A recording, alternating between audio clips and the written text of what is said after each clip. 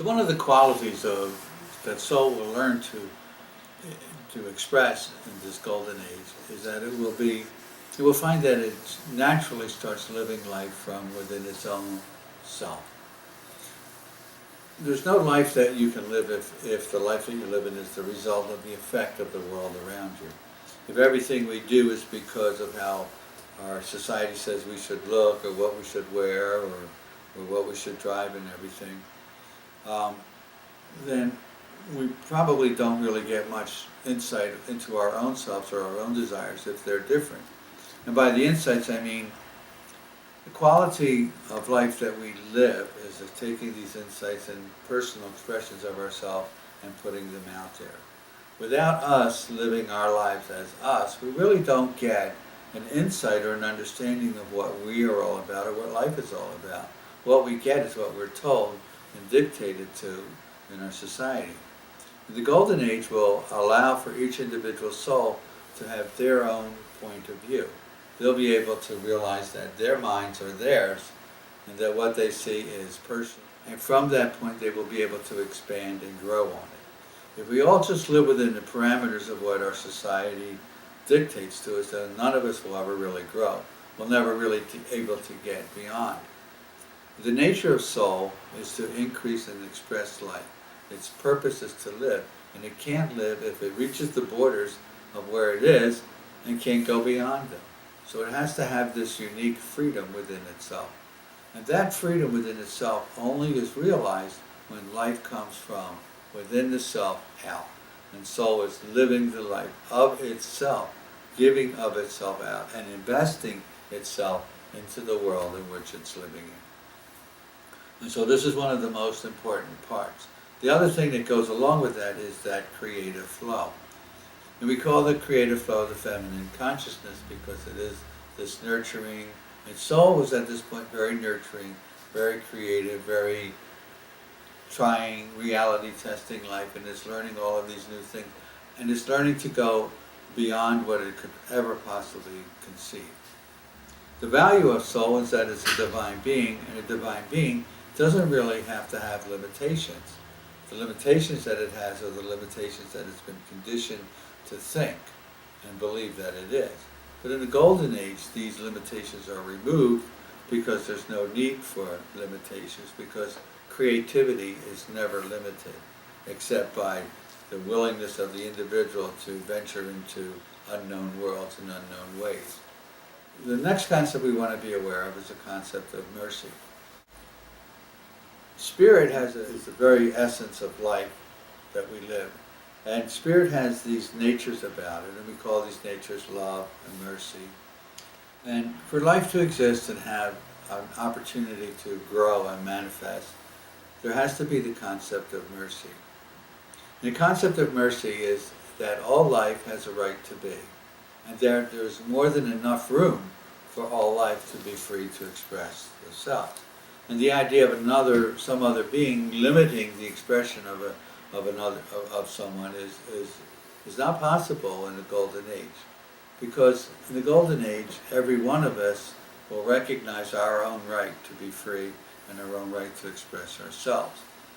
And because of that, we have to allow for all life to express itself so that it too, just like us, has the opportunity to grow and unfold.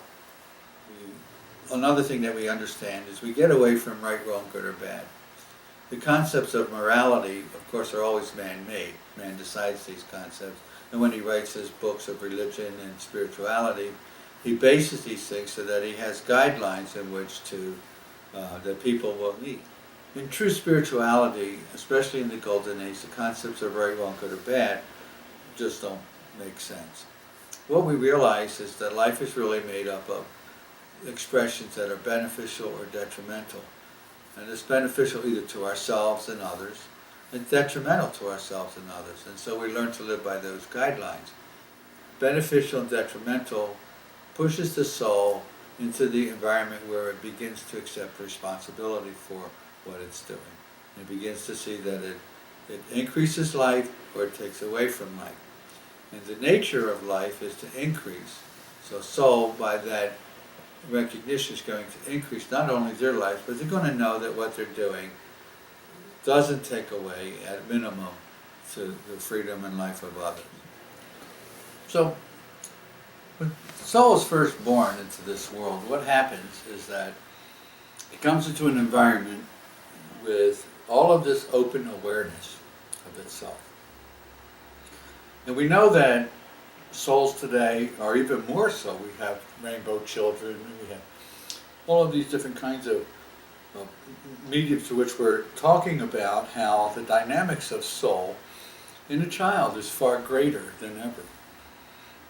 But what tends to be done is this child isn't understood. There's all of this fine creative energies. And what happens is that it's being forced to accept all of these things in life about being bad, being good, right, wrong, and all of these things. And it's also, all of it is just so that the child can fit into the society that it lives in. And the soul then becomes somewhat closed off and somewhat incapable of expressing itself. And part of the reason is that soul is a divine, natural being, and it has this wonderful creative flow. But if it's in a world where creativity has been stifled and not allowed to be expressed, then the soul itself becomes withdrawn. And so the amount of life or spirituality that that individual is able to experience over time can be eradicated completely. And people just live a life where they're just living their life with no true sense of self or their relationship with the divine, whatever that may be.